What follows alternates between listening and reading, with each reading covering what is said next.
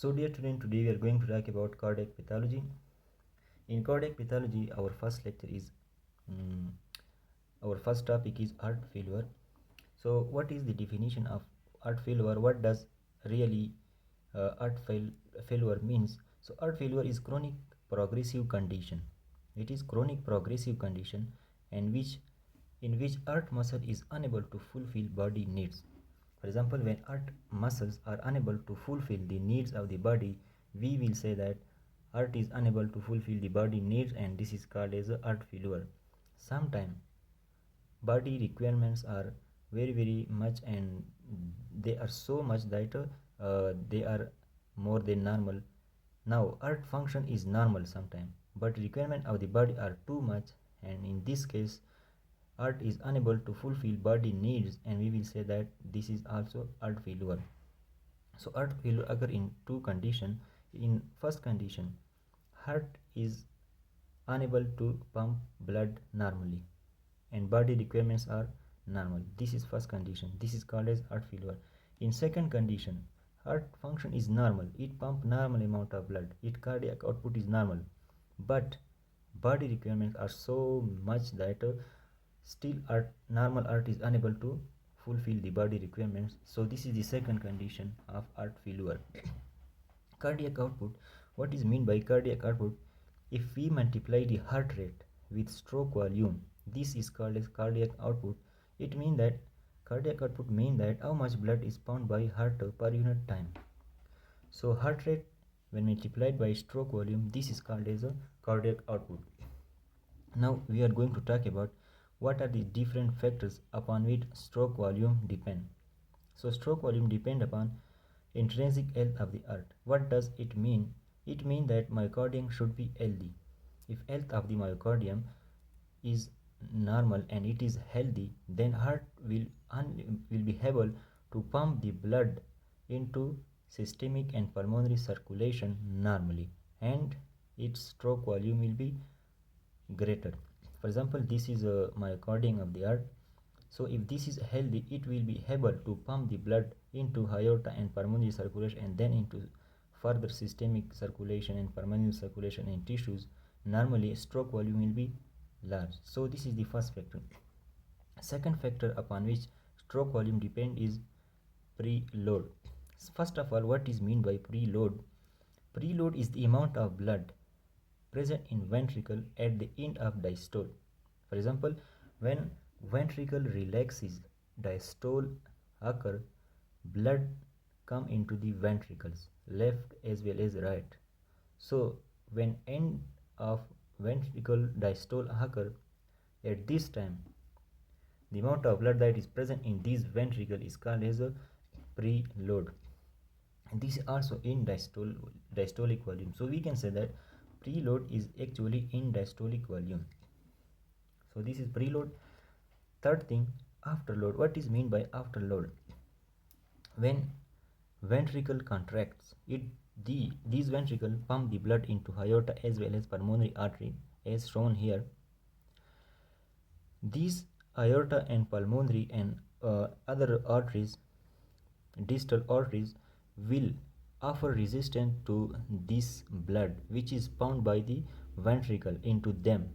This resistance that is offered by these arteries, systemic circulation and pulmonary circulation, this resistance is called as a afterload. Heart must be able to overcome this resistance, and thus if heart is able to overcome the resistance offered by systemic and pulmonary circulation, then we will say stroke volume will be large. So resistance offered by systemic and pulmonary circulation against which ventricle has to contract, ventricle contraction has to overcome. This is afterload. So in these cases stroke volume will be large.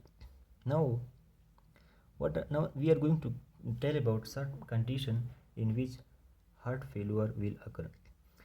So these are 5 factors that cause heart failure. Changing these factors result in heart failure or healthy heart. So if cardiac output preload. So if preload is increased too much, we will say here cardiac preload is increased too much, cardiac failure will occur or heart failure will occur. If preload is increased too much, heart failure will occur. If preload is increased too much, a large amount of I mean too much increase, not normal increase. I am going to tell you too much increase. If preload is increased too much, it means that a large amount of blood is present in the ventricle, and ventricles relax is too much that its muscle are unable to contract. Its elastic limit is end. So when the end of elastic limit of the muscle of the heart occur due to increased preload, then cardiac failure will occur. Second thing is afterload. If afterload is increased too much, then also heart failure will occur. What is meant by this? When the resistance offered by systemic and pulmonary circulation is increased too much, ventricles of the heart will be unable to pump blood into these systemic and pulmonary circulations. Thus, stroke volume will be decreased, body requirements will not be fulfilled, and we will say this is heart failure. Third thing, intrinsic health of the heart. If intrinsic health of the heart is not good, then heart will be unable to pump the blood into systemic and pulmonary circulation, and thus tissue will not get a normal amount of oxygen and blood, other requirement nutrients, and thus heart failure will occur. If there is bradycardia, if bradycardia is severe, if there is severe bradycardia, bradycardia mean the decrease in heart rate too much. So if the heart rate decreases too much, then stroke volume will be decreased, cardiac output will be decreased. For example, here we have written that if heart rate is decreased, it is clear that cardiac output will be decreased and stroke volume will be also decreased, thus body requirement will be not fulfilled. So in case of severe bradycardia, heart failure or cardiac failure will occur. Now here I am going to tell you another thing. Bradycardia also cause heart failure, but tachycardia also causes heart failure. What is the reason why tachycardia causes heart failure? In this case, even if heart rate is too much, but heart contraction and relaxation are so much that empty contraction and relaxation occur. Empty contraction and thus cardiac output is decreased, and thus it results in heart failure. For example, when there is severe tachycardia, heart rate will be too much that its contraction will result in less amount of blood, because there will be no so much blood that is pumped by this heart, which is pumping very fastly. So in case of tachycardia, heart failure also occur, but in this case empty contraction of the heart occur. We also discussed that, but I have written here, sometimes normal heart is unable to maintain body needs, and heart failure occur even if normal heart is there. This is the case when the requirement of the body are too much, thus heart failure occur. Heart rate is normal, but body demand is too much, and which result in heart failure. So this is a first lecture about heart failure.